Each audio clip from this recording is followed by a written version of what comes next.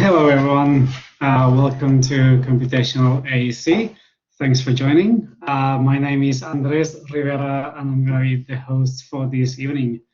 We'll get started now with the event. As usual, we'll have people joining throughout. Just a reminder, we are recording this video for viewing afterwards, and we'll upload it to our YouTube channel for those of you that can't attend right now. So tonight, I'll get started with a couple of special things. Just making sure that my screen is being shared,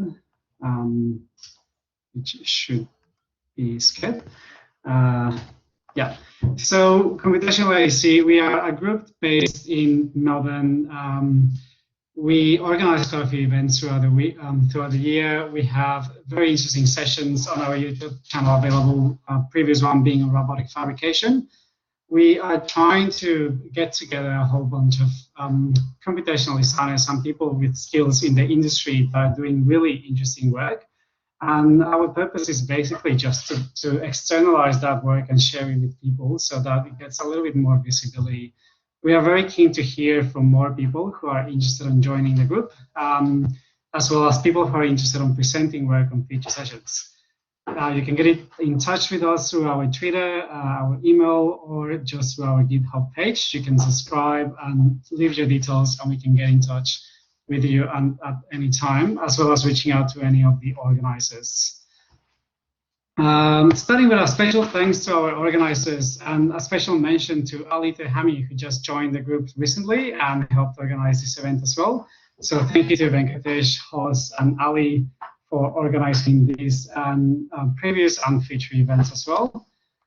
As well as a special thank you to Will Josk. I'm so sorry if I mispronounced your last name, but a special thanks to Will and Swinburne University for sponsoring these events.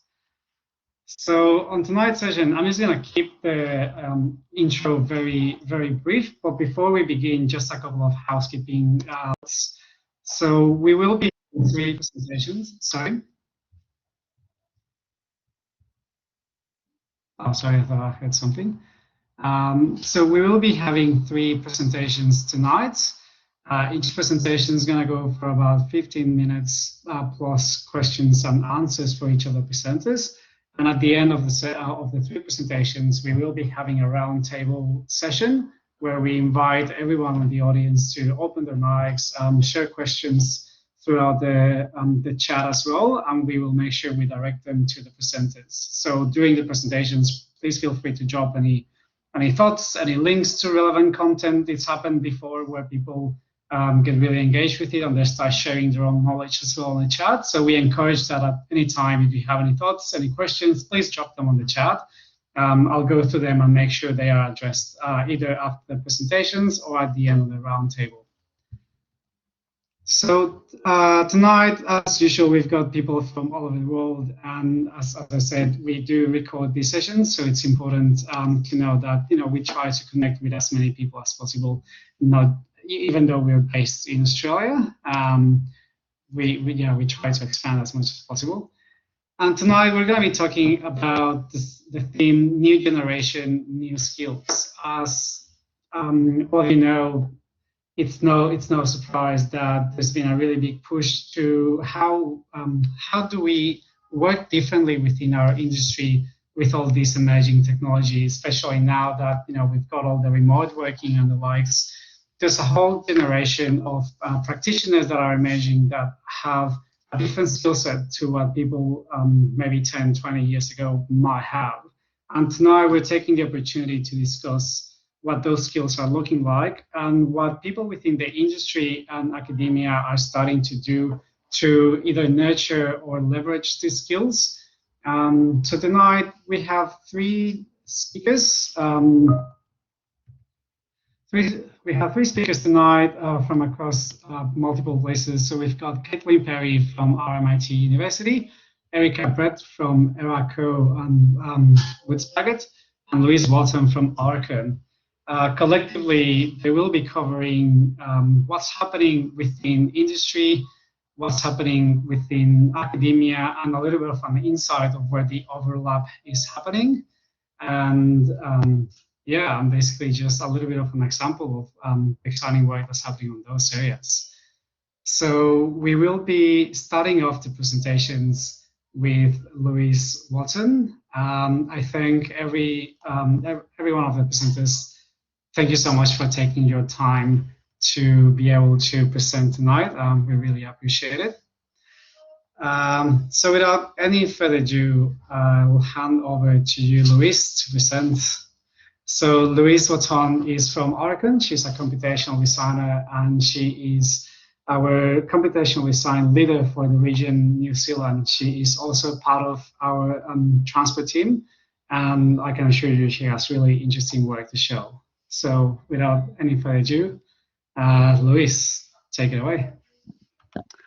Hi, Andreas. Thank you for that. I will just share my screen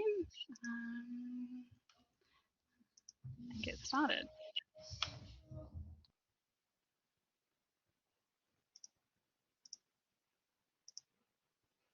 Okay, can you see all that?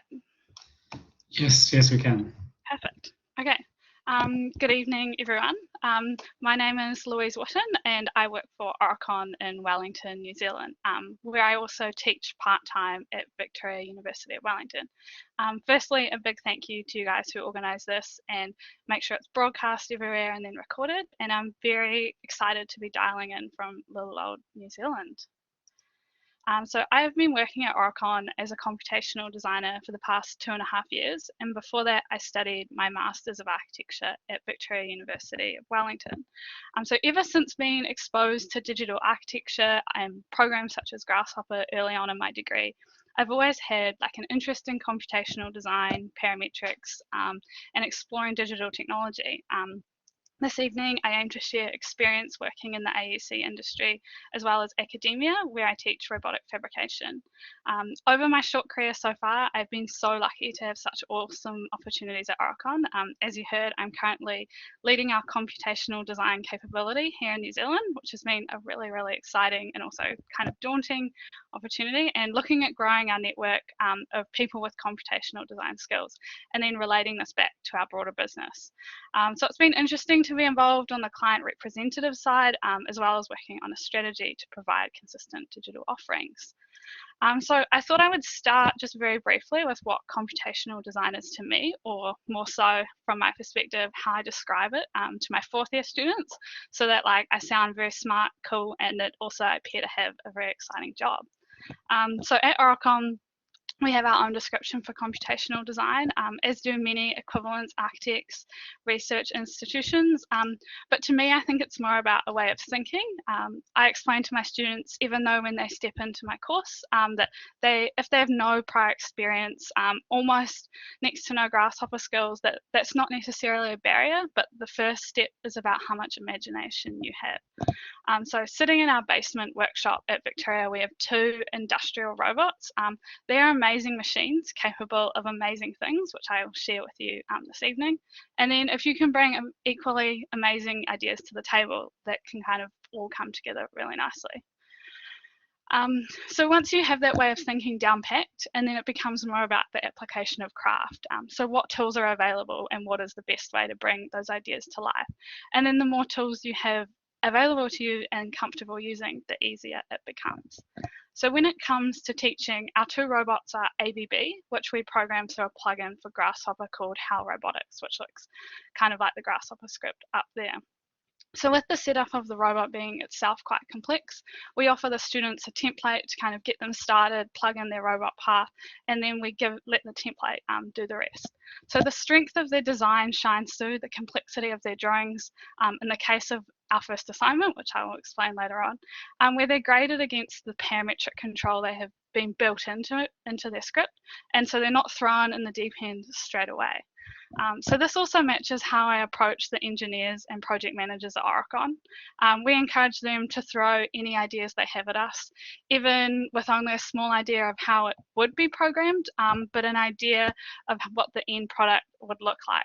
So to me, being a computational designer is having the skills to bring those ideas to life, as well as push innovation further, open opportunities not once possible without the use of digital technology.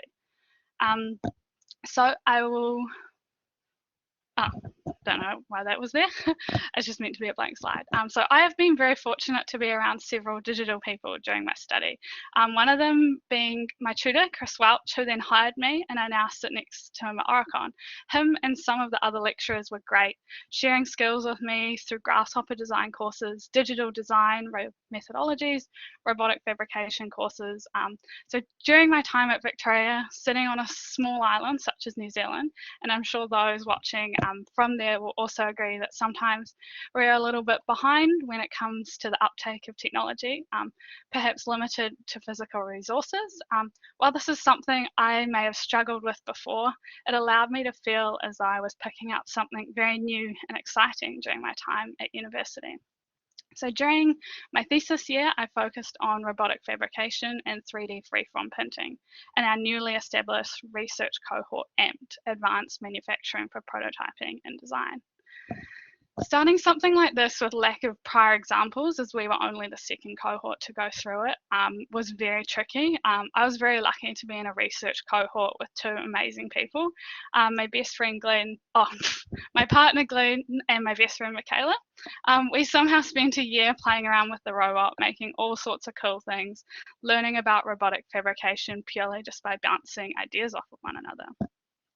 My research looked into bringing biological algorithms into a fabrication process. It was a great opportunity to test my coding skills and learn about interoperability between programs. And then I thought about how all this can be sent to a robot in a 3D printing sense. While we were sometimes a bit stuck and maybe we didn't have the technical help or the resources available to us about what we wanted to achieve. Even if we didn't have that available, rather than letting the gap in our technical facilities stop us, we were always just thinking and bouncing ideas off one another. So that kind of gave me a really good introduction to computational design. And then it was very interesting to transfer to a large company such as Oricon after I finished. So as Andrea said, my role at Oricon is within our transport digital team. So I am part of the usually part of New Zealand rail or bridge projects. Oricon offered me a part-time role during my final year of study. It was a massive change for that one day of the week working and a huge jump to pick up an entire new industry worth of jargon and abbreviations. So while I predominantly work in our New Zealand business, we have a large group of computational designers spread across all of our offices and an ever-growing network of our staff picking up computational design skills. Working for a company that is passionate about the future of digital skills and offering support to staff has almost made me feel like I'm in teaching mode sometimes in my day-to-day job, but it's been really exciting. So I thought I would share with you one of the major projects I've been working on recently. This has been used on multiple rail projects in New Zealand and is now being shared with our colleagues in Australia, which is really exciting. Over the past year, I've spent a lot of time developing a custom solution for rail clearance analysis. So to give a bit of a background, because this is quite far away from architecture, rail gauging is an extremely integral part to ensure that rolling stock trains run in a safe manner from a spatial perspective. So ensuring trains won't hit surrounding infrastructure or, even worse, other trains. We chose to create a bespoke tool to analyze clearance in rail tunnels. This is to decrease the number of external software licenses and increase compatibility between different stages of the rail design and analysis process. So as well as clearances, we also developed a C# library that calculates the kinematic envelope of a train. So this kinematic envelope, that's your outline of the space occupied by the rail vehicle when it comes into motion. So that's like your tilt, your sway, and going around corners and all sorts. So while working on this, we're always thinking about who the end user will be.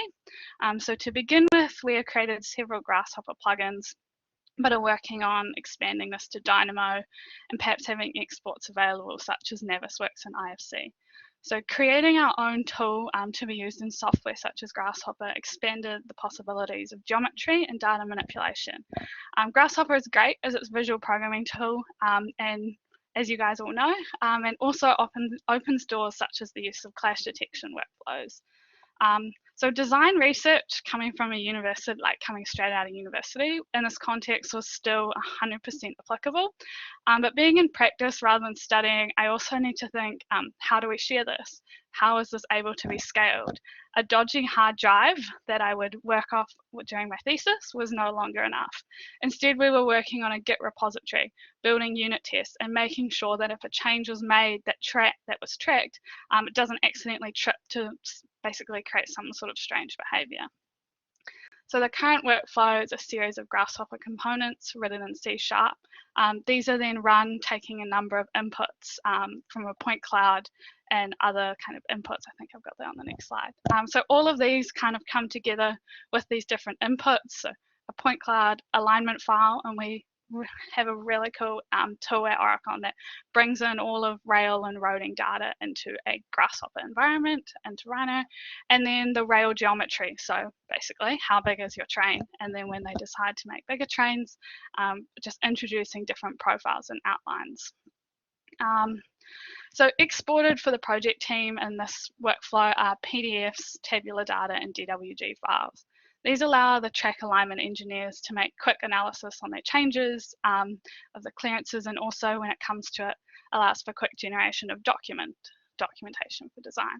So this entire process used to be completed in a few different softwares.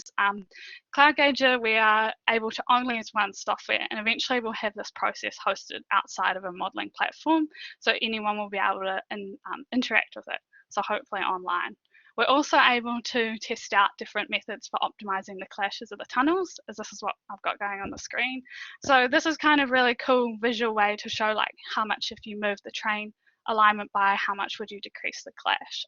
So taking tools like this to meetings and walking the design team through the process always gets really good feedback, but it's just a great representation of one of the ways that we are leveraging data and technology to reshape our design and delivery services. Okay, so now, of course, since leaving university and learning so much in the industry, I've felt that I need to kind of return to share this with students. So to give a bit more detail to the course I run and show some exciting projects. It's set up to give students basically the absolute basics on how to program a robot. So we usually start with something very simple, such as drawing a circle, going over everything that's necessary to run a robot. So that's considering your robot environment, what else is in the room, is there a table, or basically is the movement that they're going to have the robot do going to basically hit something, or is it going to hit the ground? The other thing is the software, which, as I mentioned at the beginning, is kind of the biggest hurdle, and so we step students through that really slowly. And then the last is critically analysing the fabrication process. So our first project is a pen drawing. So if the pen drawing is too thick, it's perhaps too close to the ground or at the wrong angle. In my opinion, robotic fabrication is very complex. There's a lot going on and a lot that needs to be set up. And once you've got that part nailed, that's when you open multiple opportunities for increasing the scope of what you've previously done. So the second project in the course focuses on building parametric models once the students have drawn a simple circle for their drawings and pushing the control of the robot. So looking at how the robot can imitate a human hand drawing and begin to approach from angles and kind of have that whole calligraphy style going on. And then our final project is an open-ended project. It kind of is a bit intimidating, I think, for students at first, but it's a really cool way that they have a lot of freedom over what they want to do. So they have a collection of end effectors at the university, which I'll step you through to choose from. So the students write their own brief regarding their design and plan their approach to the robot environment. So this is almost like a mini thesis, but the first two projects set them up with the technical skills to be able to do this. This video should hopefully play. Okay, I've got a few clips here to show you from how some of the projects in my 2020 course went. 2020 was, of course, an interesting year here in New Zealand. We were in full lockdown for a month and a half. It was a very interesting time teaching robotic fabrication online with no robot. However, we had some cool outputs for our drawing projects. Those were completely digital. And then thankfully for our final project, we managed to get back into the university when life started to go a bit back to normal. I was unable to be in the room with the student with the students if the technician was. So a lot of things I saw happening virtually, or students held things up to me, or I troubleshooted Grasshopper over Zoom. Overall, I was really happy with their outputs, given the fact that the students had less than half a semester to even hold the robot controller in their hand. This year we've just kicked off our class with all the students currently working on building parametric drawings, experimenting with geometry, and beginning to explore the robot's movement beyond that of drawing on a flat surface. So at the beginning of the course each year, I usually do a section in our introductory lecture that goes over academic and industry examples.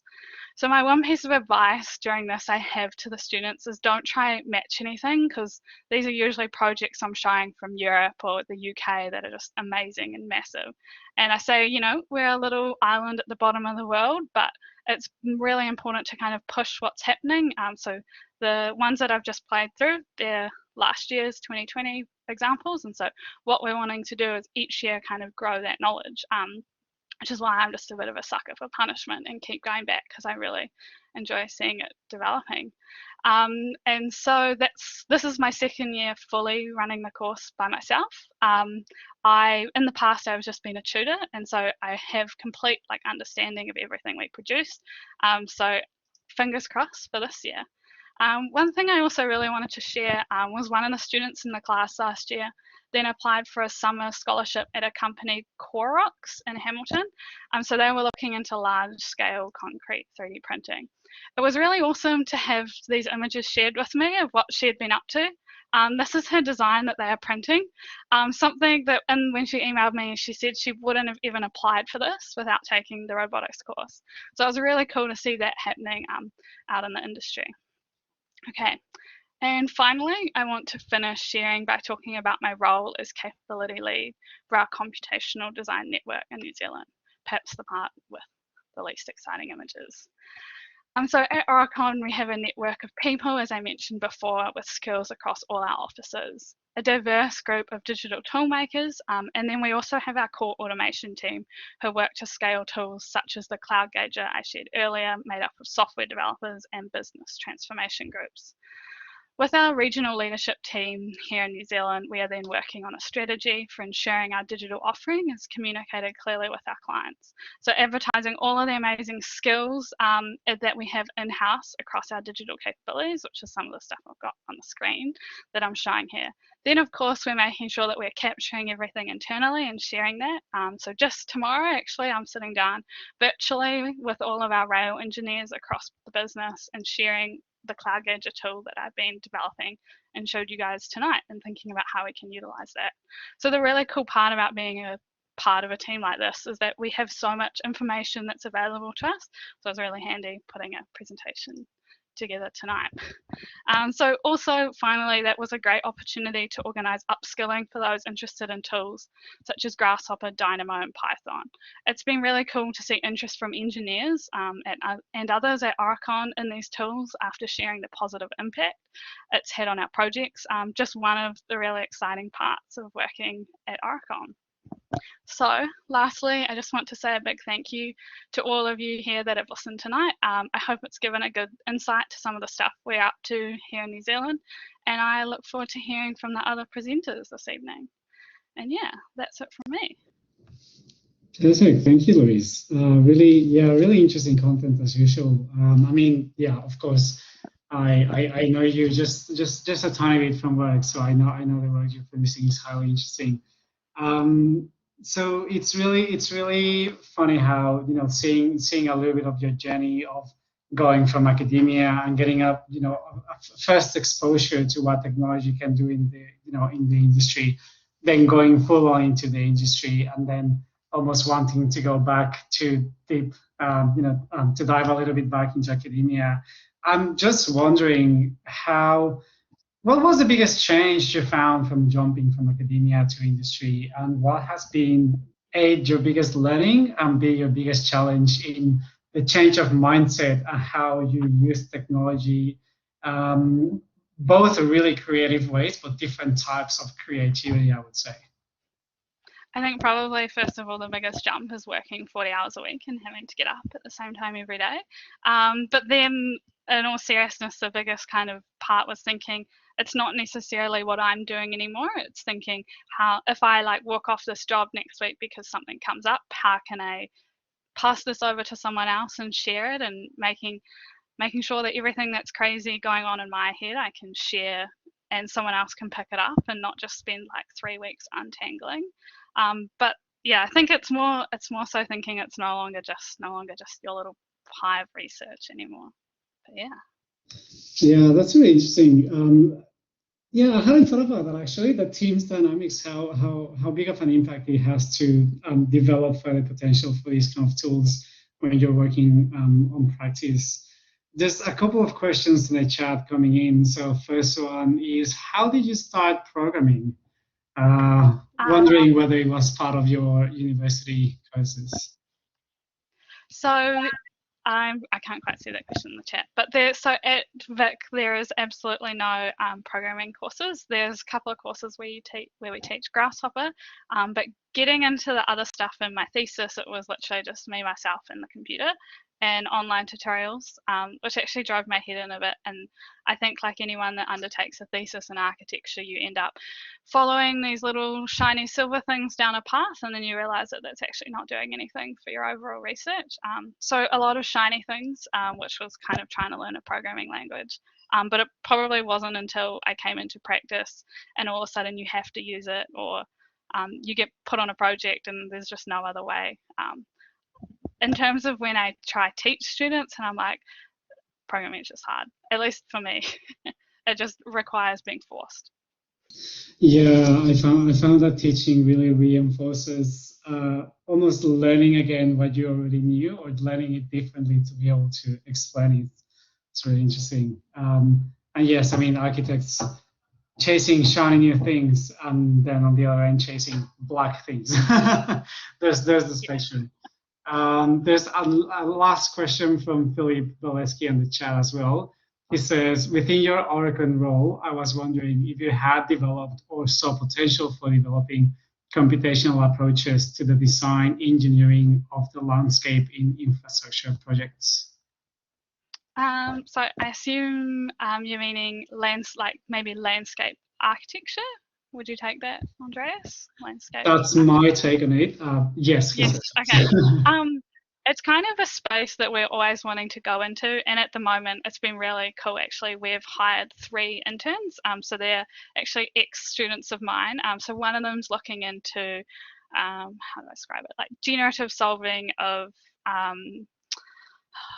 subdivision packages, and so that's kind of the only landscapey thing we've kind of started looking at. And basically, if you have a large plot of land, how can you break that up in a way that's intuitive? So the less cut area, the smallest amount of pavement, so the less roads for the more sections, because historically, and no,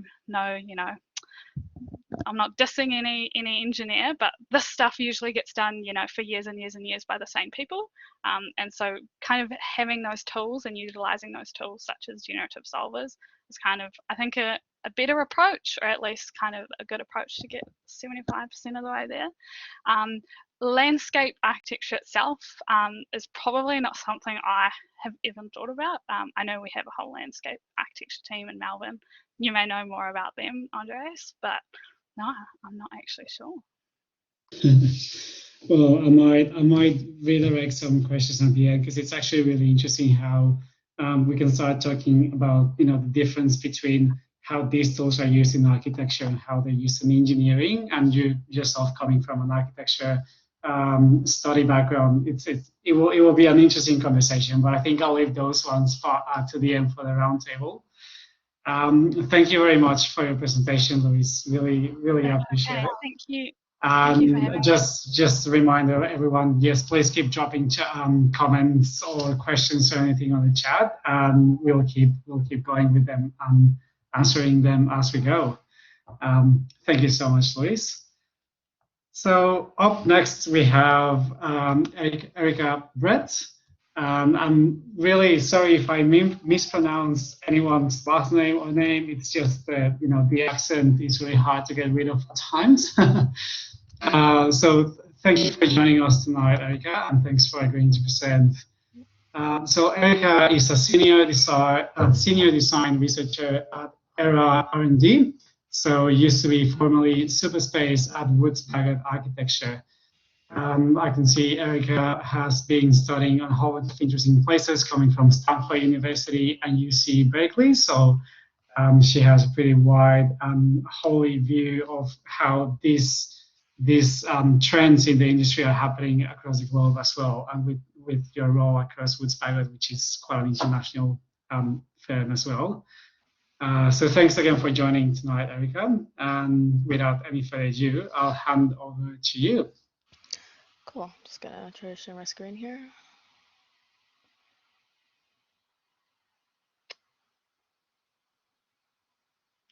Let's see. How's that? Is that visible? I see. Yep. Yeah, we can see. Cool. All right. So kind of gonna jump. I sort of gave background already, but I'll elaborate a little bit on that. So yeah, I did my undergrad at Stanford, and I'd initially started going into architecture, but kind of got pulled pretty early on into the computer science sort of thing. It was, Stanford being in Silicon Valley, it's a pretty big kind of field there. But then decided to kind of go back to architecture about halfway through. But in the end, I ended up still getting my minor in computer science. And at the time, I didn't really think the two fields were very related. It was sort of just kind of two different interests of mine.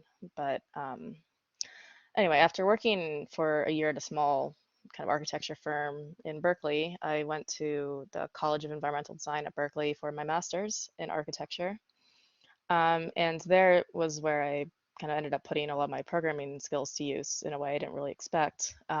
So on kind of like a number of academic projects, as well as a like an assistant researcher for various professors, kind of ended up doing a bunch of projects. I threw a couple images of some of them here. So for example, kind of various sort of web app user interface kind of front ends for exploring models using different parameters. And kind of the one in the middle right is a processing app that visualizes time series parking data in San Francisco. And then the one at the very top is called Decodes. It was a project by Kyle Steinfeld, who's a professor at UC Berkeley. And the Decodes was a kind of Python package that he developed as a pedagogical tool to kind of aid architecture students in to learn how to kind of code geometry without all the having to deal with all the kind of nitty gritty of kind of coding geometry stuff at the time in Python. So when I graduated with my master's, I was recruited by one of my fellow students who was also working with me on the Decodes project to work at SUPERSPACE at Woods Bagot. And that eventually kind of became ERA Co. So when I talk about SUPERSPACE and ERA, they're sort of the same thing, just kind of a name change there. And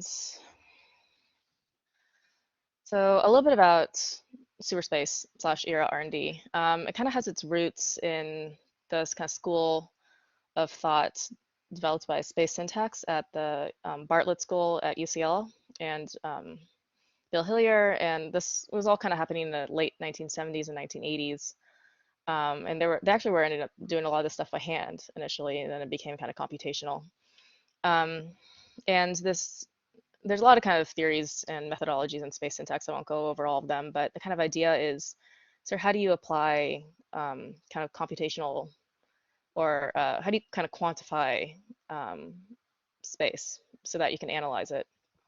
And so using things like axial lines to map like a floor plan into a circulation graph, and then with the circulation graph you can run kind of various graph and network measures like closeness, degree, betweenness, centralities, and then correlate that to kind of observed movement of people in the space to kind of figure out sort of which circulation paths people are more likely to go down, or what will have greater densities, or things like isovists, which is it's basically kind of what polygon area you can see at a given point on a plan. And these kind of measures have to do with kind of a person's experience and behavior in a space. So SUPERSPACE kind of grew out of that. And kind of over the years, we've made a whole bunch of tools. These are just a few of them. And they can range anything from kind of urban, on the urban scale, so using GIS stuff and kind of city data to map things like proximities to various like public transportation amenities, or doing the kind of circulation graph analysis on road networks to figure out kind of where kind of road traffic or pedestrian traffic might be going. We have tools for kind of site planning and kind of ISOVIS or view calculations, kind of all the way down to sort of floor plate analysis, where kind of given a floor plate, kind of what is the proximity to the daylight or various amenities within the floor plate, or kind of measurements of the kind of the shape of the floor plate and how that might impact subsequent kind of planning layouts or movement within it. And so I'm not going to talk about all of them. I'll just talk about a few. In particular, I'm going to talk about the ones I've worked on, since I can speak best to those. And those are going to be a little bit biased towards workplace interiors, since that's kind of been my focus while I've been at SUPERSPACE. So I'll just kind of jump right into it. So I'm just going to let this video sort of play in the background as I talk. So this is the layout analysis tool I developed. And essentially what it is it was developed in response to a request for a tool to analyze and output metrics of a workplace layout. And it kind of evolved from there. So sort of the way layouts were analyzed previously is kind of through spreadsheet crunching and eyeballing. So kind of a lot of the metrics you associate with layouts when you're trying to quantify it are things like number of desks, or kind of whether the kind of total area and count of meeting rooms meets the specified requirements from the client. And then as far as the performance of how it's actually all laid out, it's just to a large degree kind of just eyeballed by the designer. So what this tries to do is it tries to apply a lot of these analyses, a lot of them coming from that space syntax methodologies, in order to come up with ways to kind of quantify and evaluate and visualize how the sort of the layout performs in terms of its arrangement on the floor plate. And so this app takes kind of a layout drawing, usually done in CAD, and it runs it through a bunch of backend analyses through a Java app. And then it outputs the results to a web browser. And then this is what you're seeing is kind of the web app front end, which is sort of a portal into those analyses. And it allows you to kind of visualize and also kind of combine those analyses in various ways to kind of create metrics to help you kind of query and understand what's happening on the layout. And I'll kind of go over a few of those metrics in more detail on the next slides. So I'm not used to talking for this long in one long string.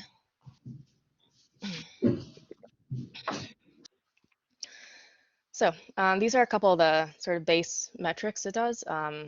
Things like the visibility at a desk. So at every kind of desk point, like how many other desks can you see while you're standing up? Sort of what kind of area of the floor plate can see a screen on your desk if you're sitting down. Kind of movement metrics like shortest walking distance from any desk to any other given desk, or from any desk to like the reception. And the thing is, the interesting thing about this tool is that these are sort of more base metrics, but they can be combined and kind of specified in a number of different ways. So what the tool does is it allows you to kind of parameterize the metrics themselves. So when you have a base metric like walking distance, rather than just say walking distance from all desks to all other desks and say that's the metric you get, depending on what project, every client is interested in a different sort of thing. So maybe the client is really concerned about, I don't know, access to like a social tea point or something from the desk. So then the app will allow you to query like what is the average or minimum walking distance from each desk to the nearest social area, for example. And that is kind of something this tool allows you to do. And these are a couple pages from an output report that I produced using the tool. So the client was a kind of a large global company, and they're particularly concerned with kind of data-driven design solutions. And for this project, they particularly wanted to maximize efficiency without compromising quality of individual work or collaborative teamwork for their workplace to perform that way. So what you're seeing on the right is kind of 3 floor plans. One, which is the top one, is their existing level, or one existing level of their current floor plate that they're on. And then the bottom 2 are 2 iterations of the new floor plate that they're moving to and the layout that the Woods Bagot designers are proposing. And this particular page is showing the standing visibility metric. So at every given desk, which is represented by those points, it's how many other desks can you see from that point. So the yellow is a high number. So you can see maybe on the yellow points, 90 other desks from that, if you're standing up at that desk point, or on purple might on the lower end. So you might only be able to see 30. And that has implications for things like who you collaborate with, or kind of the sense of activity in the office, or maybe even distraction. It kind of depends on how you want to read it and what you're concerned about. This one is screen exposure. So kind of it calculates the area that is visible, or that and the area of the floor plate that can see a screen on a desk at that desk point. And that has implications for privacy, confidentiality, that sort of thing. And designers can use that to kind of see whether the way they've laid it out is performing to what they want. So in this plan, you can see that some of these yellow desks in orange are quite exposed to the rest of the floor plate, and as a result, they kind of added these kind of internal screens to separate the kind of desk groups a little bit more from each other, so they don't have quite as much kind of screen exposure at each of these desks. And then this last page I was going to show is showing the kind of walking distance metric, so which also has implications for kind of collaboration between people in the office. And this is showing the kind of average walking distance, shortest walking distance from each desk to every other desk in the office, as well as the paths that they are likely to take. So these kind of thicker lines showing where there might be more movement in the office. And you can kind of see that it's kind of highlighted pretty clearly that there's certain desks are going to be exposed to more movement than others. And some of these insights can be intuitive without looking at these analyses, but what these analyses do is they both quantify it, so you can kind of benchmark it and compare it to other projects, as well as it can highlight things that you wouldn't necessarily notice, or and so some things can be less than intuitive as well. So I'm going to jump to another tool that we did, which is kind of this, we call it WX stacking. It's an adjacency stacking tool. And what it does is it takes kind of teams and team sizes and the kind of expressed desired adjacencies they have with other teams, and it visualizes those in a kind of a adjacency bubble diagram, and then provides this kind of interface by which you can sort those teams onto different levels in a kind of multi-level floor plate stack, so that teams that want to be adjacent to each other are sitting on the same level. And the way the way this data kind of comes in normally is it's, once again, sort of a giant Excel spreadsheet. And that can be really difficult to kind of puzzle to solve when you're trying to, dealing with, 50, 100 teams, and they all have different adjacency preferences, and you have multiple levels, all the kind of different numbers of desks that you can fit on them. And it becomes just really kind of unwieldy and difficult to solve this problem. But this tool creates kind of a visual problem solver so you can manually drag around these kind of team blocks onto different levels. And these lines show the desired adjacency between them, and you try to minimize the kind of lines that are crossing between levels. And then it also kind of provides a bit of a computer auto sort to sort of help you do that automatically, though you still have manual control over it. And then on the right are a bunch of metrics that can kind of show you how many fulfilled adjacencies your solution produces, as well as like the utilization of different levels. And you can see whether you're over assigning teams to a level that's such that it's over capacity. How am I doing on time? I kind of forgot to start my little timer. Sorry, I was on mute. Yeah, no, you're still good on time. Okay, cool. Let me know if I'm going way over. No, don't worry. Still a few minutes left. Okay. So this one is a utilization analysis tool that was developed in response to a request from our workplace strategy team at ERA to help them visualize the utilization data that they were generating from.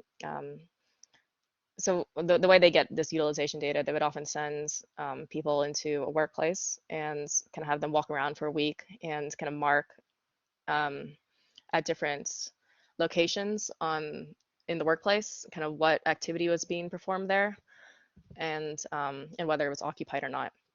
And once again, this produces a giant Excel spreadsheet. And you can kind of create these sort of charts from it. This tool also kind of helps you create these charts automatically to save time. But what Excel doesn't do is it doesn't really let you kind of visualize this stuff spatially. So this tool kind of can show this time series data. So you can start to look for kind of patterns of utilization or activity behavior on the plan. So maybe certain areas of the office are always kind of unoccupied on Mondays, in the morning or something like that. And being able to visualize this data is really important to be able to kind of look for patterns that you normally wouldn't see, and that you can use to kind of inform workplace strategy, or insights or suggestions, or future designs of new workplaces.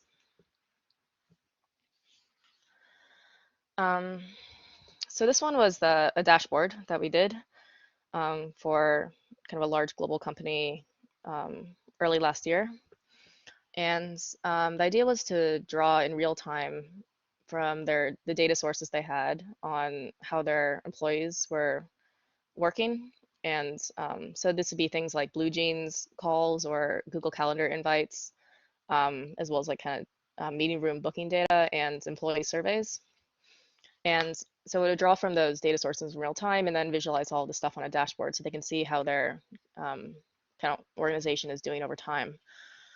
And we started this project actually just as COVID hit. So it kind of changed from doing kind of a focus on kind of team or meeting room or utilization analysis kind of their actual office spaces, since no one was working in the offices anymore, to a focus on the organization of their employees and their collaboration behaviors. So using things like Google Calendar invites and VC calls, and seeing like who was working with whom most often, and like whether there were team silos or kind of clumps of communication, and being able to output metrics. And so that if they instigate or change any policies over time, they can see kind of how those policy changes might be affecting collaboration behaviors within their organization. And this was all kind of done in as like a Tableau dashboard. So with kind of the last remaining minute or two, I kind of want to talk about a little bit about the next things that we're doing.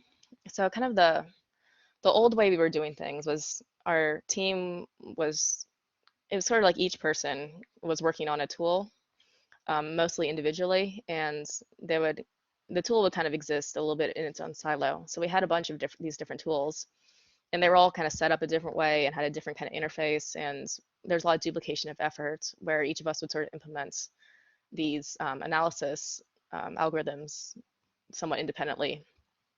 And so it just made it really difficult to track or to keep these things updated, or it was kind of confusing to use since we had this huge library of tools that were all sort of different. And kind of recently we started moving to this new kind of microservices and components architecture, architecture being like more like computer architecture or software architecture than architecture. And the way it would be is you'd have a model, you'd drop your model in Rhino or Revit or whatever it was, and then you'd have a plugin to send that model to kind of the backend service that we have that would translate that into a spatial building model.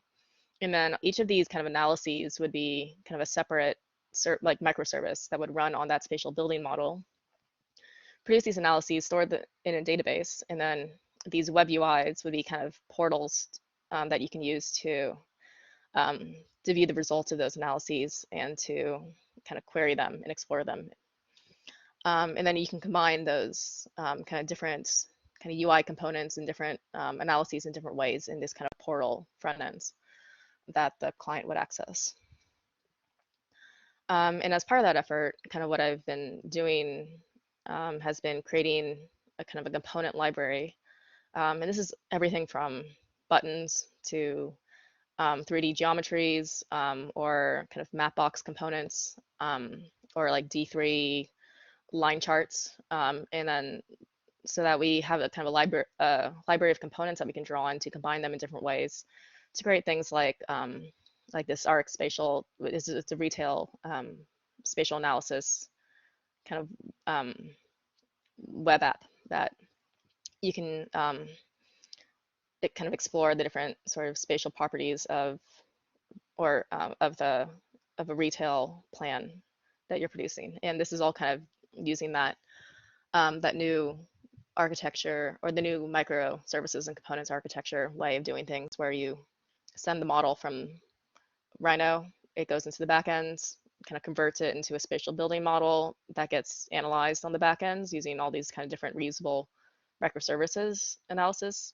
kind of functions, and then this tool will grab that from the backend and to display it here. And then also having that backend makes it much easier to do future things like benchmarking. And kind of that's sort of really quick kind of run through of some of the tools that we're doing at SUPERSPACE and /ERA R&D. No, that's pretty good. Thanks, Erica. I mean, yeah, extremely interesting work, and there's quite a few questions coming in from the chat. So I'll try and combine some of those together. I think the first one coming from Hoss, it's a pretty interesting one in terms of how these tools are offered. So the question itself is, are these tools only come custom made for one particular client, or are they reusable? If so, are you offering them as software as service? And I think I'll add a little bit to that question in terms of, could you give a little bit of an insight as to how these tools emerge? How are the need for these ones identified? Are they driven mainly by client needs, or are they driven mainly by design team needs? Mm-hmm. Okay, I'll kind of address Haas's question first. So these tools are mostly custom made for a particular client or for Woods Bagot to use internally. Some of them do get used externally, like the dashboard that I showed earlier. That one we kind of handed off back to the client so the client can use that without our input on that anymore. There's been some interest from various clients wanting to kind of license our tools, but we are currently not really set up to do that, because a team like that sort of requires, you need like customer service, and you need to be sort of always on call to be able to debug things. So being able to offer it as software service kind of just requires a lot larger team kind of specialized for that. And then your question was, oh, right. It's like, how do these kind of tools come about? Yeah. So sometimes we get it as kind of Woods Bagot or ERA, other teams will kind of come to us and say, we really need a tool that does this. And then so we'll kind of work with them to kind of figure out what exactly they need, and what kind of metrics they're looking for, we do a lot of back and forth, how they want it visualized, kind of what options they want to be able, and things to be able to do it like that way. And then sometimes we engage with clients externally. We had a location search tool that was helping a client try to locate where they wanted to lease or to rent out a new office space in New York. And then so we kind of made a bespoke tool for them that would help them do that. And sometimes we also have kind of tools that are developed as kind of academic projects. Like we had a big one called More LA that was visualizing like what would happen if all these gas stations got turned into some other use as we kind of move towards more electric vehicles. And so that was kind of more of a different, like I don't know what you want to call it, a client, but more of like an academic project. Yeah, right. It's interesting how some of these tools actually come from being catalyzed via academia at some point as well.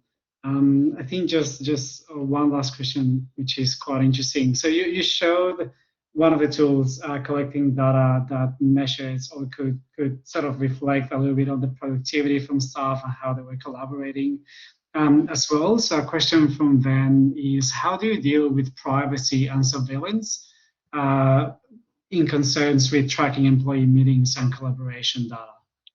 Yeah, so there was a lot of concern while we were doing that. We were working with one of their internal teams, and they were just very careful to make sure that everything was anonymous. And then we did everything kind of through G-Cloud and Tableau to make sure that data kind of pipeline was really secure. But yeah, it's basically just anonymizing everything as much as you can. Yeah. But yeah, they're always gonna get like everyone can feel a little bit weird about being tracked. It's a sensitive one, particularly nowadays. It's a very spoken of subject, isn't it? Yeah, I mean, we even went so far as like, if certain teams were too small, we left them out of the data set so that nobody could really kind of trace it back to who was who. Yeah, and actually, maybe I'll leave that for the end, but around data standardization and how to capture it, that's really big. Well, actually, the biggest piece on doing all these things, right? How we capture all of that. There's another question around user experience studies, but I think I'll leave that one to the end as well, because it will be relevant for Louise's work as well. So thank you very much, Erica, for your presentation. That was, really, really good insight into what this kind of technology is doing for firms such as Woods Bagot to be able to offer new services, or just provide even a little bit of well, not a little bit, quite a big value add to the services. So yeah, really, really good insight. Thank you very much, Erica. Please feel free to keep dropping questions on the chat, and I'll make sure to bring those up somehow during the roundtable at the end. So far we've heard from Louise that well, both Louise and Erica have experience on academia and on practice, and it's interesting to see how some of those skills translate or how they evolve on a particular way using, I guess, different creative muscles.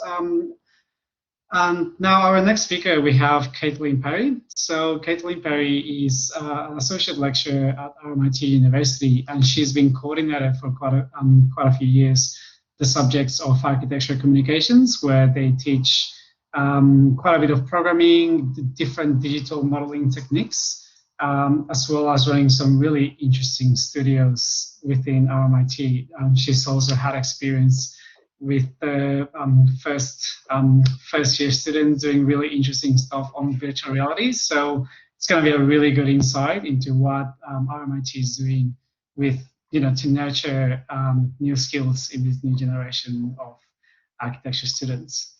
So thank you so much, Kate, for joining us tonight.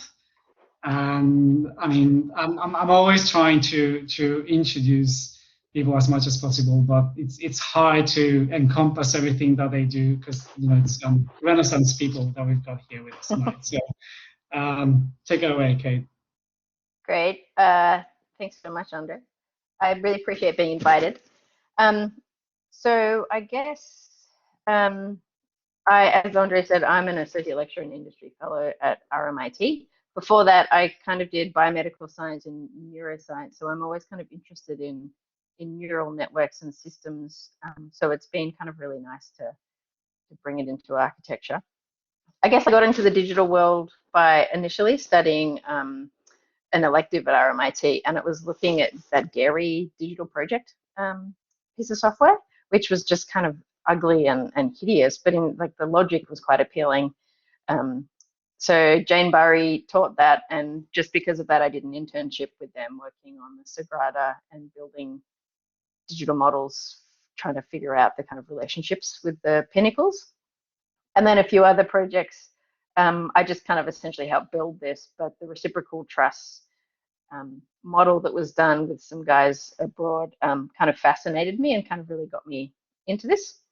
I did my kind of major thesis project on the relationship between dance and architecture, because again, just looking at the body's generative capacity and the geometries that come about. So I was looking at kind of dance and also garmentry as a way of enhancing the geometry that the body could make. So I made this kind of like absurd theatre over a railway station. And then just a few little workshops I've done along the way. So with William Forsyth's group looking at motion capture and the body. Most of these guys were artists working together, but I was trying to think about ways we could spatialize it or architecturalize it. So I guess I then got a job at RMIT, which is pretty much of a blessing. And so there I coordinate the Foundations digital stream. So Foundations is the first semester, first year of the bachelor's.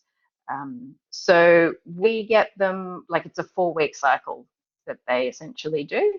And so I'm interested in getting them to think and being exposed to kind of algorithmic design and what that actually means. So obviously they're architecture students, so we don't just kind of launch into coding 101, but trying to apply the logic of kind of algorithmic thinking. So essentially they do a 3D puzzle, and they get to design the puzzle pieces and the rules that put them together. So there's no coding as such, but they get to understand kind of these processes and also to try to feel the tension between the agency of the designer and the kind of desire of the algorithm, as it were, and where you can put yourself in and what you're kind of essentially beholden to. So, you know, they make these digital aggregations and learn some tech skills. And some of them are quite wonderful. You know, they have this kind of like absurd, I don't know if this will play, kind of formal language where we look at a bunch of precedents, so kind of Louis Sullivan, for example. And, you know, in 4 weeks from year 12, they do this stuff. Like I'm obsessed with Patricia Piccinini. So this was like a hairy, fleshy aggregation. Also just trying to get them to think about kind of knowledge that one can build into rules. So we look at like if statements, you know, like conditional statements. So if it gets above a certain height, can we make a column or something? So yeah, hiding connection pieces. So of course this is an absurd reality world, but pretty much the first couple of weeks of architecture school, they're doing kind of fun, expressive geometries that they didn't think they would ever do. They thought they'd be doing house plans. Then we mainly teach them Rhino, but I really love sculpting in ZBrush. So some of them are looking in ZBrush and looking at kind of blocks with numerous kind of different forms that act as kind of joints. And then how we can, this was looking at like an erosion pattern in a kind of rule base. So they're obviously very immersive, but you know, they're trying to show control in terms of intersections and to try to just expand their mind into what is possible. So again, they're a bit low res, but these are some nicer outcomes. And then when we're not in lockdown, we can get them to just look at some fairly simple digital fabrication. So this one was just laser cutting planar pieces. And then I don't actually have any photos, but we then got some to do 3D prints in our HP color printer.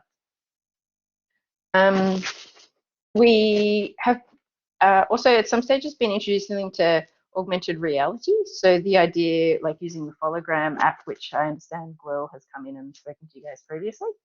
So we get them again to make a 3D puzzle piece with non-planar joints, and then they essentially build it using their Rhino model as a template. So, 4 weeks into class, the idea that this is something that they could integrate into their future design studios is pretty great.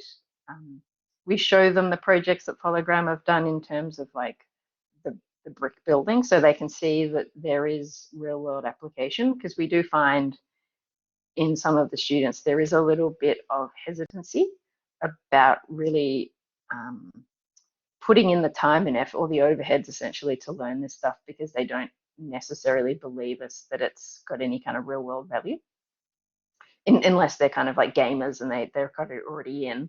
But the buy-in is a little bit harder, I guess. It's just a close-up of it.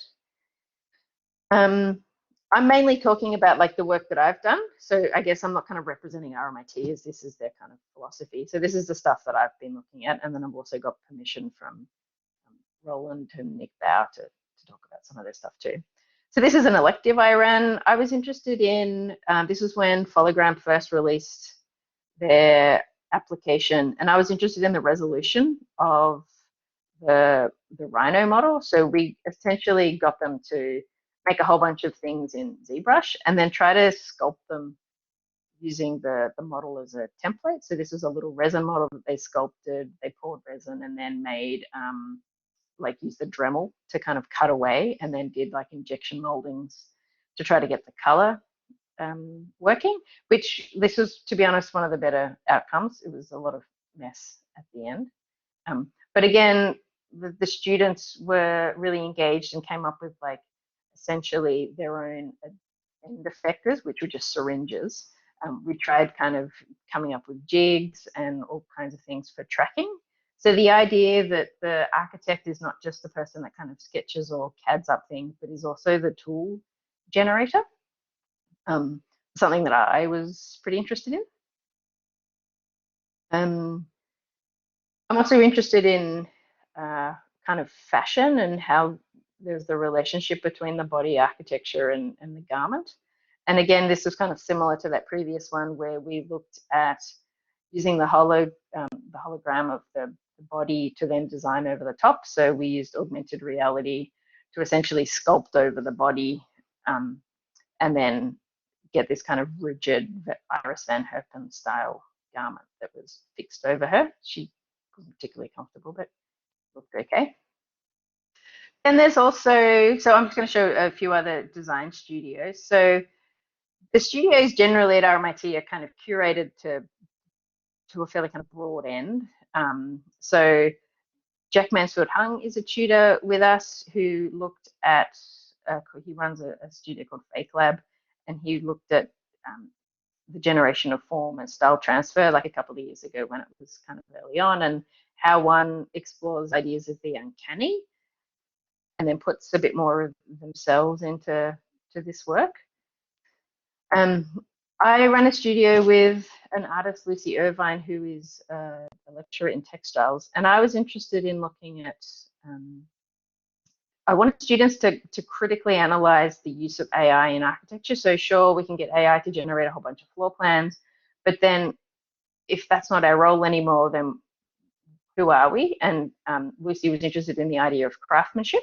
So we had some students looking at craft and knitting and knot making versus like AI, which was essentially like this kind of cancerous form in a building that they had to do. And then this was another kind of project actually by first years who essentially kind of asked an AI machine to do like analysis of some buildings and then essentially extruded it to different forms. So it was kind of arbitrary, but they presented it as an AI woman talking. So like they had no agency and they just kind of sat back there silent. So it was like a bit of a performance, which I'm also interested in them doing. I guess from my work, I'm not necessarily teaching them to be kind of coders, although we always use Grasshopper. So I'm more interested in like a digital dexterity and engagement with the tools rather than kind of purity in a digital sense. I mean, I guess hack is the other word for it.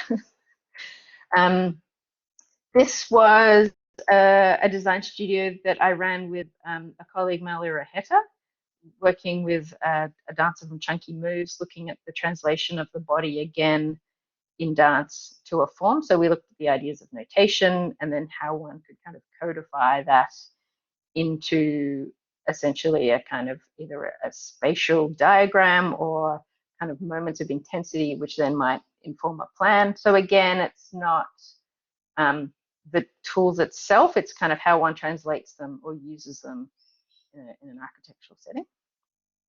This is kind of some other work. So this was more, I just gave them like a kind of a little processing code using the Microsoft Connect. So we did a bunch of point cloud scanning of movement and motion, and then played with Mesh Lab. So again, it was a little bit of introducing some software programs and essentially just pressing play and seeing what could kind of come out of these things. Again, this was looking at, this was actually interesting because we had another colleague was looking at a building that they had a really high resolution 3D point cloud, and I was doing another dance studio. And so at mid-semester, we got them to make a group across the studios. So we conflated this like jam factory with dance, and we tried to get them to essentially push and pull the point cloud as if they were performing through it, and then kind of rationalize it to a geometry. So, you know, the outcome was kind of in the end quite banal, but it was more the process that I was interested in doing. This is by Mark Gibson, who's also an associate lecturer at RMIT with me. So he has been developing a program or a plugin essentially that communicates between ZBrush and Grasshopper. So he did a studio called Hereditary, getting students to look at obviously formal gestures and colorizing, and then kind of draft analysis for 3D printing, and kind of having a real-time pipeline between the two of them. And this is another couple of colleagues, Nick Bao, who's a senior lecturer with us, and also Hassan Mohammed. They were looking at robotic fabrication and kind of complex forms, so looking at materiality and expression of kind of complexity and how much resolution you can get. So this obviously isn't kind of the best photo, but it's kind of just looking at, you know, what kind of perforations can you get, and essentially kind of robotic kind of knowledge for the students. Obviously our classes are only kind of 12 to 14 weeks. So they're just kind of quick vignettes of this technology. And it's kind of really wonderful to see these students, you know, like some students choose to only do those kind of digital technology subjects, but some choose to then do something that's, you know, like an urban planning, and try to think about how one could incorporate these technologies kind of further and essentially decontextualize them from this pure form. Oh, that's the end of my presentation. So yeah, that's what I've been doing. Perfect. Thank you very much, Kate. It's always really impressive to see. I mean, such a broad variety of experimentation and different techniques and different skills that students are learning throughout all of this. Yeah, I guess throughout the whole architecture degree, it's really interesting to see this. I mean, I wish I could have studied now and learned all of those things as well. So there's a whole broad range of things that are being taught, and I think one question from a chat from Philip is, do students develop strong preferences for sculpting or explicit modeling techniques as opposed to algorithmic approaches? And does that continue or develop across the rest of the studies? Hi, Philip. Philip's a colleague. Oh, no worries. Yeah, so the question was just Actually, whether students developed strong preferences for sculpting versus algorithmic approaches, and how does that continue to develop throughout the studies? yeah, it's an interesting question. I find sculpturing is much more accessible. You know, it's more intuitive, and you just like pull and push faces essentially. So something like ZBrush, I feel, has a lot of buy-in because you can colorize things really easily. There's no code, although you can script in it. So I tend to find that the uptake of sculpting ZBrush, for example, is higher. I feel like some of the studios that are explicitly algorithmic, they kind of teach it in a very narrow band, and there's a very narrow field of interest, and of course that is the only way one can teach it. But then I feel like, you know, you can tell a student. So I had a student who had done a very strict algorithmic studio prior, and I could tell that everything was like an array, you know, had essentially used the code into this. And I'm kind of a little bit critical of that, in that while they learn a bit of Grasshopper, they learn it in how to do that one thing from the tutor.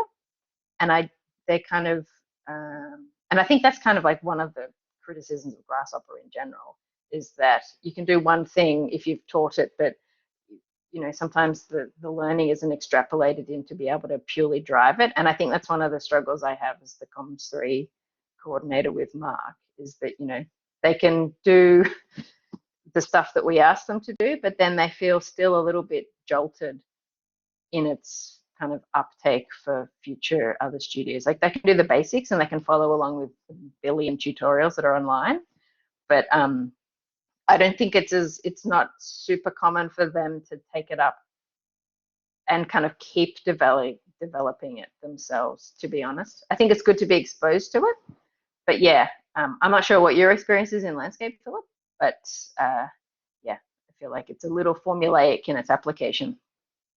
Yeah, no, definitely. I mean, it's always a situation where you kind of have to take it up to yourself to further develop this. Yeah. I mean, it kind of like prompts that debate. I think you mentioned at the very beginning, students being like, well, but how is this useful further on my career? And I think I'll ask that question later on the roundtable, because I think it's a pretty relevant one, and we all have something to say about it. But it is definitely interesting. In that note, there are a series of software such as SUPERSPACE that you're teaching. Have you had a look at software such as Blender and Server and other ones? Are they on the radar to be taught throughout part of the program? That's a question from Haas, and I think just expanding on that a little bit, how does that software selection happen based in, you know, how do you decide which one would be the best one for them to learn or to explore?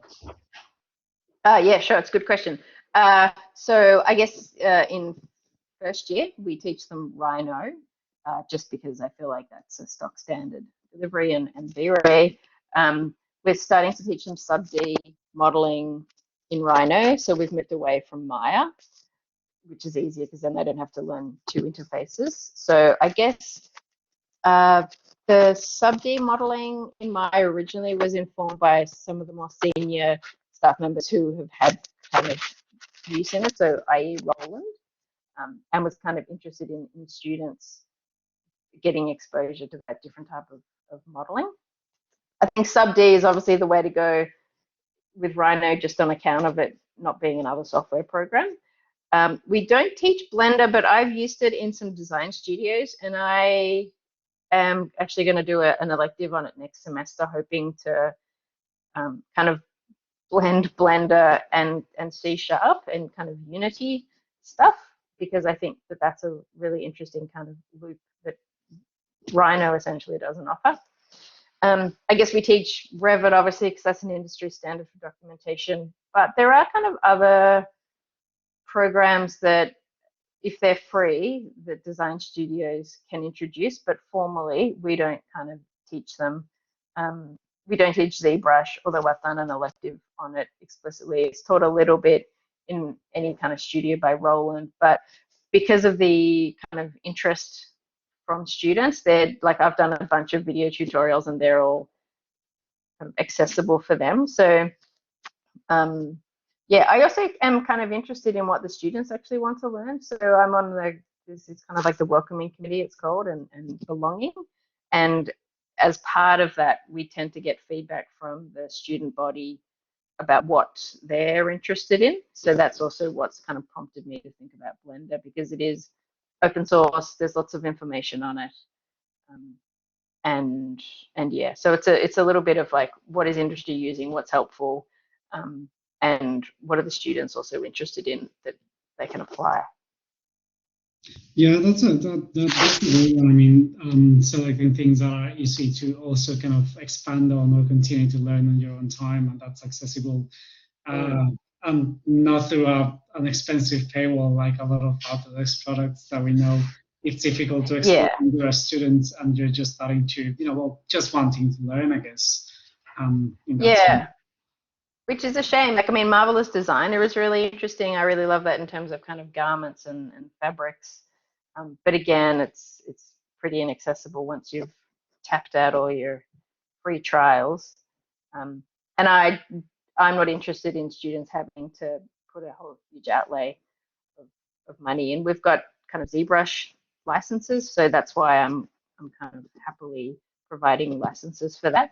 But yeah, I think that's why Blender, and also that other, it's not V-Ray, it's like for objects, Keyshot or something. The students love that just because it's easy and quick. But again, there's almost like there's the dark software world for the architecture students, and then there's the ones that we provide. Yeah, good old Keyshot. I loved it. I used it back in studio. So. Thanks, Kate. I think now I'd like to welcome again Louise and Erica, and I think we can get started with a roundtable, because I think there's quite a few interesting comments and questions that are coming around here. And so I please invite you to just join us again, open the cameras, and I would invite everyone as well to either raise your hand or open their mics to ask questions to the presenters. Thank you again for the three of you for really, really great presentations and quite diverse.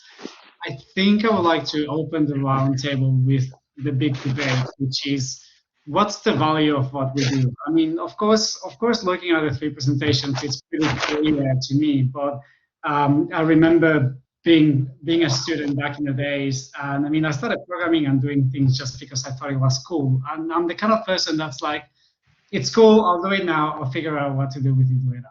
That's just my personality type. A lot of people are in that way. And I've also had the experience of having to explain to students why these things are important, and the value, as you said, Kate, not behind the tool itself, but how it translates the work that you do. And I've also found myself in a position at work several times where I've been having to explain what the value of these tools are bringing to the practice, or just to the broader industry as such. So I think I would like to throw the question at you first, Louise. When was your aha moment when you kind of realized, hey, this is actually really useful for my career? And how did you start to push that forward? At first, I actually really hated Grasshopper, and I hated the elective I had enrolled in. But I think it was when it kind of came around that I was sitting in classes with some of my architecture peers, that they were modeling all these amazing window frames in Rhino, and I said to one of them, I was like, well, not trying to be rude, what are you doing? Why are you not using Grasshopper? And I think for me, the biggest thing is time. It's just, time is the first thing that is really a big advantage, and then it's basically expanding, because you're saving all that time, what all the other opportunities turn up, at work. And I guess you're gonna know what I'm talking about, but it's that engineers will pick up an Excel spreadsheet, and they'll use that same Excel spreadsheet for 10 culverts, I don't know, as an example, 10 culverts, and then they'll run that Excel spreadsheet 10 times, and then they'll build that geometry 10 times in Revit. And there's just so much time that you could save, but at the same time, it's reducing the risk, because they're not doing the same thing 10 times over. That's kind of from an industry perspective. And then like at university, I just think all this stuff looks really awesome. Some of the stuff you guys have shown this evening is just very, very cool visually. And I think you mentioned, Andreas, that it will just be so cool to study that stuff. Like I am very jealous. Yeah, absolutely. And that cross-disciplinary, I mean, it's really interesting how, yeah, in engineering, time is one of the biggest kind of ways of measuring how this is impacting on the way, the way people work. In architecture, it's a little bit more nuanced at times and a little bit more difficult to quantify. And I'm wondering, Erica, having studied computer science and coming from that background, how have you found the exchange with different design teams and exchanges with clients have been around the impact of the work that you guys are producing? I think that clients really like the idea that the design that they're being handed has been analyzed. So more than just having a designer kind of like having to trust that a designer says this is good. They really like to be able to have numbers and be able to know why it's good. So I think clients find a lot of value in that. And a lot of clients specifically ask for data-driven design as a thing. And then from a designer's perspective, I think it does help them. So it's not designing for them, right? It's like there are tools to do like automatic test fits, but what we're really more focused on is creating kind of visualization tools. So what you get is kind of plans that can show you like highlight areas that could use improvement or problematic or are opportunities, and designers can take that information and then be able to respond to that.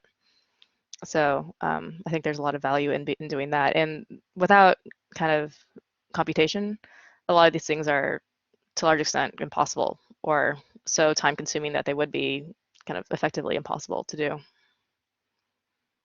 Yeah, oh no, yeah, so absolutely. I mean, the impact and the benefit is tremendous in that sense.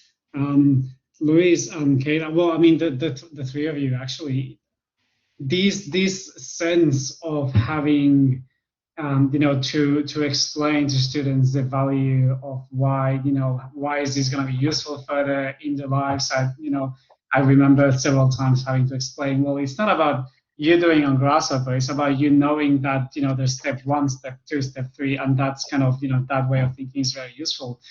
Have you found that there's been a change on the mindset of students that are just joining the program, and have you noticed a big change in the mindset of students that are a little bit reluctant at first, and then halfway or at the end of the subject they kind of go, oh, this is something else? What's your experience? Open to anyone. What's your experience in that area? Maybe I'll start. I guess I always pitch Comms 3, which is where we learn Grasshopper, as you would know, Andre, if you've taught with us. That it's a way of thinking, and it's a way of breaking down complex problems into a series of almost like discrete steps. And I think sometimes one can get overwhelmed with the complexity, but then when you pull it apart and you see maybe some of the smaller bits, it kind of demystifies it, and then you can build in a kind of a designerly step, kind of breaks it down and makes it a little less intimidating. But I guess I try to pitch it on 2 levels. One is, look at this cool stuff. Like, you're in architecture school, it is a complete privilege. Like, be hungry and learn this, because you can make these kind of beautiful, compelling forms. Also, like, the world is about, and it's still, obviously economically driven. This stuff can optimize your use of your own time. So if your colleague is modeling up a window schedule, imagine if you just did it in Grasshopper and then you got like 8 hours sleep. That will actually change your life. It could also, if you're optimizing geometry for a facade, you could get a job here. So there's kind of like the rational, the kind of personal embodied experience, and then there's the kind of exploration of what architecture is. And I'm also like, the students that we get in second year, they're 19, 20 typically. So I never want them to think that they know what architecture is. I want them to be open. So I'm like, okay, critique Grasshopper, please, but like learn it and then critique it from having actually known within it. And I think to dismiss something in second year is not something that I'm kind of interested in encouraging, you know. So, I mean, sure, I don't think I win all the way battles, but, you know, I have had a few small wins where someone's like, look, I thought that was just a waste of time, but, you know, I can see the value in it. I'm not interested in it, but, you know, I think from in that way, that's kind of success. Yeah, I mean, I don't think, like, I think, you know, what it's like, Comms 3, where we learn Grasshopper, it's a battle that they kind of hate it, but they might just find a few little scripts here and there along the way that help them. And then every now and then, you know, someone takes a big bite and goes crazy.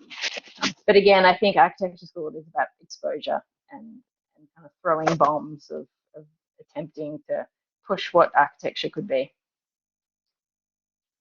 Oh, absolutely. And getting exposed to a whole bunch of different things. I mean, Louise, you showcased very clearly one of your students going ahead, like going to the UK later and doing something completely different. And Erica, yourself, jumping onto a different subject as well. Do you find that some of your classmates back in university had a similar experience? Or Louise, have you had more students kind of realizing that they could follow potentially a different professional career through this work? I think and I'm speaking purely from a New Zealand perspective, because I do, and like people at my work that have come from architecture would agree that it is kind of an uphill battle for digital technology in New Zealand, which is a real shame. And I think that's one of the reasons why I just can't help but going back, because it may just, you know, stop if like 1 or 2 lecturers leave, then that's kind of the entire digital cohort. But I think, yeah, it is just a bit of an uphill battle. There's people that kind of don't really pick it up, and then lately at work we've had 3 interns come on, and so they're all in their 5th year of architecture. And one of them said to me, like maybe a few weeks after joining, she's like, I just didn't know that this was an opportunity. And she actually had emailed me and she was like, do you know anyone looking for work? And so I asked all my architecture friends, and they were like, well, this was August last year. And they're like, no, there's no way we have jobs available, because she just didn't want to have to go home. And so I was like, oh, you know, there's nothing that none of my friends know, but unless you want to like model bridges. And she was literally like, yes, I'll do that. And she had great Grasshopper skills. So it was really cool. But after starting, she was like, no one knows this is an avenue. So I think it's a real shame, but I think for the few people that do end up in like a digital background, is really, really cool. But then, yeah, all my friends are architecture graduates. I don't actually know what they do every day. Window schedules, probably, in the nicest way possible. Yeah, no, absolutely. I mean, I can relate. I myself found, you know, exploring different avenues throughout my career that I was like, oh, I didn't know this was a thing. I wonder, Erica, what your experience was as well, kind of, you know, fluctuating between these different disciplines and then being on a firm such as Woods Bagot. Yeah, so I got a scholarship to my master's specifically because my portfolio looked like I was going to be most likely to actually make real architecture, which is kind of ironic. So it's kind of,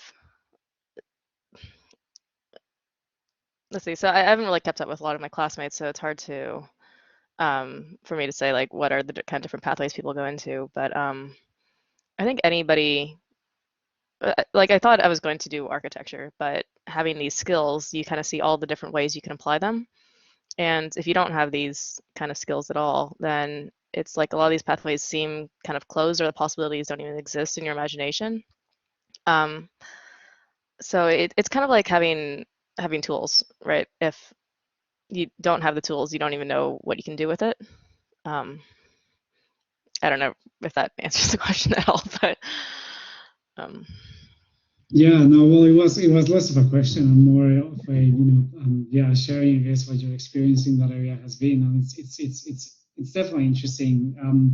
We've all seemed to have follow the same, well, a similar kind of, stumbling across something specific that triggers our interest, and then we kind of like choose to follow it, ends up being unconventional in one way or another.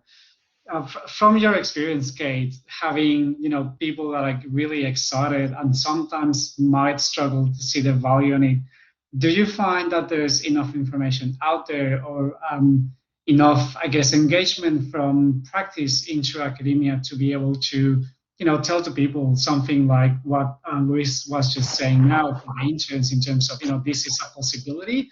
Do you think there's enough visibility about what that could mean for them and for their careers? I think it could be better. I guess just looking at the suite of architecture studios that we have, there's not many that are kind of, well, I guess, like something like Roland's or Nick Bow's, they're very much about like robotic fabrication. So they can see that that has got a formal application, and that's kind of got this like certain appeal to it. I mean, I think a lot of studios kind of dabble a little bit with Grasshopper, but not so much, more in the kind of design sense. And I think that's why people like Sebastian Tao, who works with Alyssa a little bit, and I understand, well, he used to work with you, Andres, and Mark Gibson, who's a colleague. They look at a lot of facade work, and I think that that's where like seeing and when you give a lecture for comms or last year, they see like the actual direct relationships that are in practice and the value of it. And so I think it is a niche thing, and I think we need to kind of push it a little bit further. But I mean, it's out there, but it's not it's not as kind of mainstream, I guess. I guess I would like to see a greater relationship between, for everyone that doesn't know, like in RMIT, you do a design studio, you do communications, which is typical like digital communication, so modeling, and then you do a tech subject, and then history and whatnot. And I think this kind of siloing of knowledge into the different subjects is obviously is good, because then you kind of have a specialization. But like Grasshopper should also be in technology, and I think the history of the digital should also be in like the history of architecture. So I think a little bit of kind of cross pollination between the two of them would just maybe like pique the interests of like the general student population, as opposed to the I don't know, I feel like in first year I've had a few students, and sadly kind of females, who have said, oh, like, I don't think I could do that because I'm not a gamer, I'm not a boy gamer from high school. And all of a sudden, they've kind of written off the possibility because of a preconceived notion of that. So I think there is a little bit of PR for us to do in that front, which is why I think like this kind of thing is pretty awesome.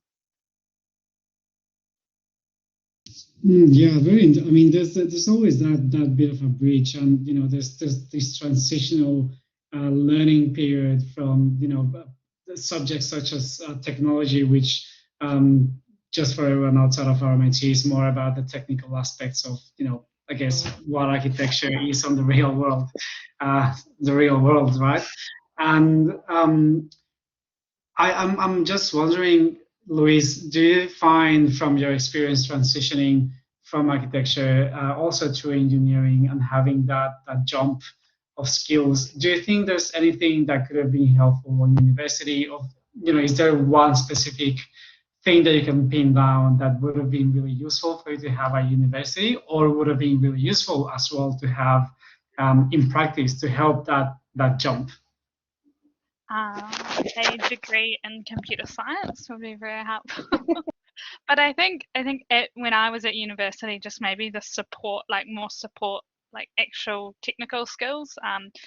It's kind of, and I think it might happen across universities, that to kind of have help for online softwares. I mean, for softwares, you have to go online, and then you have to find access to the right things. And I know that a huge part of research and studying is, using Google. And I try to teach students all the time to just use Google. But I think at the same time, is having kind of knowing what's the right thing to spend your time on. And I think I mentioned the shiny things. And just kind of being warded away from the shiny things, and like, this would really help you in your career, this would really help you in your job, and having more yeah, more help knowing if you're interested in this, watch this series of tutorials and apply it to this part of your thesis or something like that. Because yeah, you can feel a little bit lost, I think, because there's so much stuff out there. And then you come and watch a talk like this and you just see all this cool stuff and you don't necessarily know what path to go down to find information about that. Yeah, I think I think on that point, yeah, the skill to kind of self-teach. So like a lot of my projects in undergrad, I remember being really annoyed as a student at the time, right? When they kind of just throw you in the deep end and they say, deliver this project with these tools in 1 week, and it's like 5 tools you never used before. And sort of having that, almost the confidence to have had experience going out and finding out how to do that without having someone kind of hold your hand through that has been really valuable. Like all these, like my programming skills kind of coming into this job were not that high. Like I'd never kind of made front-end web app stuff. Like all these, most of the stuff is stuff I've learned like on the spot, outside of kind of like just a base knowledge of kind of what algorithms are and how to, like a little bit of experience coding. But like most things change so fast too that even if you're taught it, it's probably not going to be like the same thing in a year from now or 2 years from now. So. Yeah, exactly, and it's, I guess, that healthy balance between having, you know, a bit of guidance and a bit of light thrown onto a potential pathway, but also you've got to make sure that you leave some room for a bit of agency and a bit of ownership in how students develop their own pathway, I guess. I'd like to just invite everyone to drop if they have any other questions in the chats. So while, wait, I think we have another question coming here from David. Would there be a benefit in an architecture course teaching how to assess the value of a tool for the industry, teaching students how to think like their eventual bosses in firms? Well, I don't know, open to everyone, I guess. Opinions in that.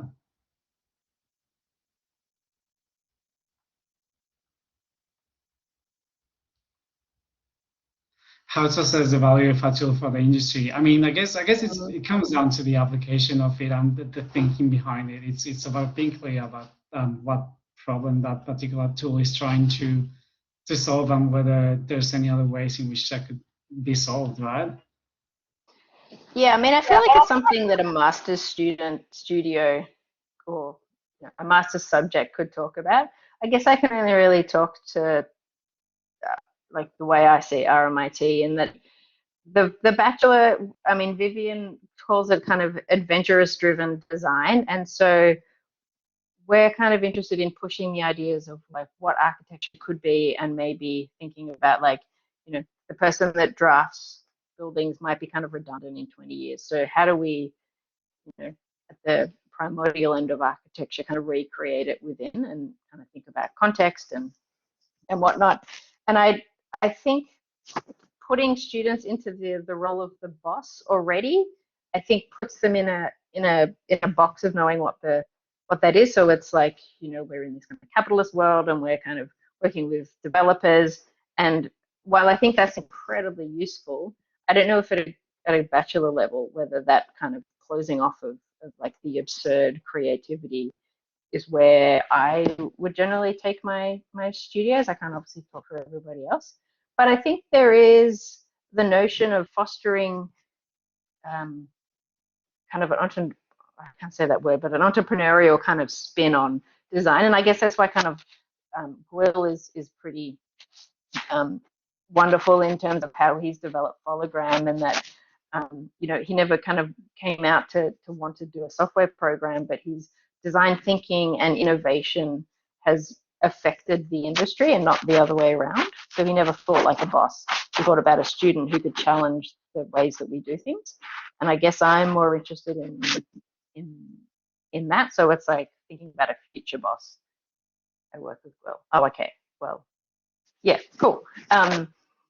Yeah, so I think there's value in seeing how we can affect the industry, and not maybe see the industry as a fixed thing that they will enter in 5 years, but it is this constantly evolving practice as it was originally kind of mandated. I don't know if that answers your question, and now my dog is squeaking, so I'm sorry. No, I think it does. I mean, it's a really good way of kind of giving us an insight as to why these things are taught the way they are and how they're structured to, I guess, impact on the mindset as opposed to anything else, and giving them the freedom to explore. I think we're getting close to the closing time now, and it's probably a good way to finish it off with giving a little bit of advice to people that are trying to find their way or trying to think about what their pathway is. So perhaps if we could start with you, Erica, if you have any advice to someone that's starting to explore this a little bit, slightly lost, not knowing what to do, what would you say to them? Come up with like a small personal project that you're interested in, even if you don't know how to do it yet, and then just go and do it. And like, if you don't know the skills, you'll learn the skills that you need to do that, whatever that project is, I think. So don't just like follow tutorials endlessly. Like, they're useful when you're learning a new tech, but I think you need to actually struggle with something and make something that isn't kind of handheld. Your hand isn't held all the way through it. I think that'd probably be the best way to kind of develop the skills. Yeah, absolutely. Not being handheld is very important. Louise, from your perspective, if you were to advise someone on how to best identify all these different pathways that jump onto different disciplines, or I guess in a way, how would you advise on someone on how to best, I'm trying to frame this the right way, but I guess how would you advise for someone to be able to, allow themselves to open their eyes to the different possibilities that are through these different technologies and skill sets? I think, if speaking from like someone studying, if you're at university and there's just so many things out there that you don't even know. Like, I have to admit, in my first, or in probably my entire undergrad, there'd be events happening in our atrium, and there would be alcohol, and I would even like, oh, so that's a bad way to frame it. There would be drinks and nibbles and all that sort of stuff, and I would just look at that and be like, oh, I don't know if I really want to like go mix and mingle. And I think the thing that's kind of what freaked me out. And in reality, what was the most exciting part is the presentations that follow, and I kind of wrote off all those opportunities to learn. And so these were all different things, all different parts of architecture, and we actually had a lot of strong digital presentations from people from all over the world come. And I think it's just actually just not even, don't write anything off, don't be like, oh, that's not me. And yeah, just kind of taking all those opportunities. Like, COVID's been a really tough time for a lot of people, but there's been so many online forums. Like, I've watched quite a lot, and it's actually 5 to 10 at night here, but so I've watched a few things online at night, and all this stuff has just been available. And I think you're not going to know what's out there till you look for it, and it's just finding things online. And everyone nowadays should have a pretty good grasp on the internet and how to find stuff. And yeah, that would be my advice, is just looking, pretty much. Yeah, that's a good one. Absolutely. It's the internet's not only for funny cat videos. I've discovered there's a whole bunch of stuff out there that are useful. Kate, from your perspective, students that, there might be a student that watches a presentation like this, and the content might be a little bit daunting or overwhelming for someone who's just getting started, because there's so many options or so many possibilities. Do you have any particular advice on how can they start, I guess, taking it step by step and forming their own knowledge and creating their own opinions? Is there something that I think it can help them with helping absorb knowledge one step at a time? I think that's a really good question. I feel like the answer that I give my first years, it ends up being like totally not of the kind of computer, but it's almost like wrestling with your own, like, or developing your own kind of resilience in the face of learning, because it is kind of existentially terrifying. Like, you feel like you're never going to do it. It's like learning a new language. Yeah, like feel like all of a sudden all you can say is, where is the toilet? And you hate yourself for that. Yeah, so it's kind of like, just think that all you're going to say is, where is the toilet and my name is Caitlyn, for like 6 to 12 months, you know, and then something will happen, and almost kind of investing in that. And it becomes a bit of a, I don't know, I give them meditation courses and stuff to watch, because they come out of high school typically, and the students, like, they're amazing people, but they've just been channeled into this system of, this is what you need to do to get here. And they're not necessarily taught how to think. And if anyone has any suggestions on how to do that, I would love to hear your thoughts. But to kind of give them permission to crash and be like, and I'm like, don't ever ask for permission, just try something. And if it totally lead balloons, then talk to me about why you think that was such. So I don't know, I hate the baptism by fire, and I hate them kind of sitting in anxiety, but to some degree design is anxiety provoking, because you don't know where it's going, but you have to slightly hold that kind of tension, not to sound kind of too spiritual about it. But that's kind of where that's the suggestion that I do. I think also sometimes, and obviously the internet is an amazing repository of everything, but I can sometimes get a little bit bunny in headlights, like everything's been done. Like, there's everything, why should I even bother learning it, because whatever. So sometimes I'm like, you know, just unplug for a little bit. What are you interested in? Like, you don't have to conform to this or whatever, but just let that kind of inquiry guide you, and don't always compare it to the rest of the world. Which again, you know, I'm a bit of a hippie, so I like that stuff. But I think, yeah, just take it back to being a real person and have your day, you know. Oh, that's brilliant advice. I mean, I think it's advice that we can still keep using throughout the whole career and lives. It's not just, yeah, it's not just students. That's really good. Gosh, I just couldn't stop laughing of thinking that I was asking how to go to a toilet for a few years when I was still learning. I've never thought about it that way. That's hilarious. All right, so I think we're actually on the dot. It's 8 p.m. now and 10 p.m. on New Zealand. Thank you very much, Louise, Erica, and Caitlyn, for your presentations today and for joining us. Thanks, guys. Thanks, everyone, for attending. And I encourage everyone in the audience to please reach out to the speakers if you have any other questions. As you can see, everyone's pretty friendly, pretty open, and pretty willing to share the knowledge and experiences. So I deeply encourage you to reach out. Otherwise, you can also reach out to myself or the other organizers, and we can point you or connect you to anyone that you might be interested in speaking to. And again, thanks very much for Swinburne University and Will for facilitating this and being on the background, making sure that the technology works for us. And yeah, without any further ado, I think I'll just let everyone enjoy your evening further. Thanks again for your presentations tonight. It was really great. Thank you very much for organizing. Thanks, guys. Nice to see you, Eric and Louise. Nice to meet you. Thank you. Thank you. Thank you.